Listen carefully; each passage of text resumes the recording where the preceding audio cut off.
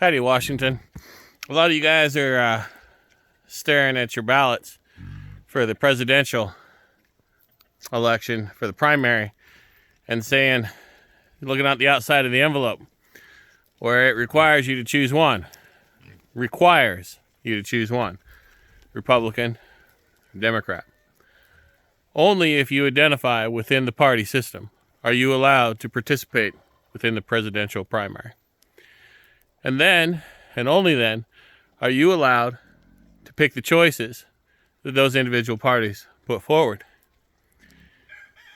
If you do not choose one of those two options, Republican or Democrat, you cannot participate in the Washington state primaries for presidential. Excuse me. Now, for many years, I did the Rush Limbaugh thing and voted Democrat and didn't think about all these things in these primaries and did the counterinsurgency type of thing to try and choose the worst opponent and all that things. And I didn't think about it.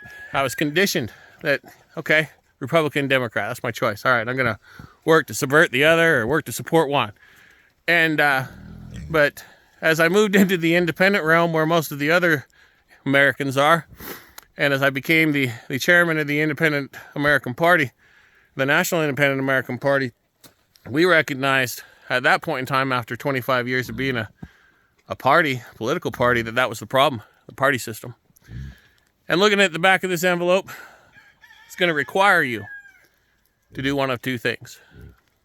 If you want to participate, you have to identify the way they want you to identify. Pick one or two of the flavors, they don't care, but they want you in that box. Now, the vast majority of you and I looking around saying we're not represented by these people. Matter of fact, a couple of years ago, you guys might have known that I ran for the 7th Legislative District and as a Republican. And across 7 counties that in that district, the Republican parties asked me the same thing. Are you going to do what the party wants you to do? I said, no, I'm going to represent the people. That's what we're supposed to do. And so I didn't get an endorsement. Not that I'm sore about that or anything, but now that I'm starting to look at the scope across America, and after years of writing about history and understanding our founding principles, and understand that the George Washington warned against the parties, and we didn't have political parties in our first government, and I'm understanding why now. Because the parties themselves get represented. The corporations and the big fat cats, and those people who give all that money to them, they get represented. And you have to choose what flavor of that corruption in order to participate. Now that rubs me the wrong way because I've interviewed, spoke to, or helped upwards of 24 individuals who were running for president as an independent these past couple of, since last February, so over a year. And some of these guys I really liked. I liked what they're talking about, some of their ideas. None of them, not one, has the opportunity for me to put my mark on that. This system is designed so the good people who want to represent you and me don't get in front of the voters. And you're encouraged to pick the lesser of two evils. And independent Americans across the entire country are waking up and saying, I don't choose either one of you guys because for no matter what, for as long as I've been alive, things have been getting worse. No matter who's been in charge, it's been getting worse. And if I look at y'all are sleeping with each other and spending each other's money and enriching each other and doing all this stuff and representing your own personal interests. But you sure as heck don't represent we the people.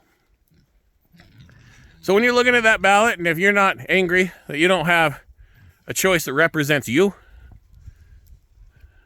think about what you're going to do about it. You start contacting your state representatives. That's where it's got to change. We the people need to ensure that we have choice for independent people to represent us, our values. Tired of the same two flavors? We need to stand up and change that in this state, Washington state especially. Because no matter who's in charge, they don't represent you, they don't represent me.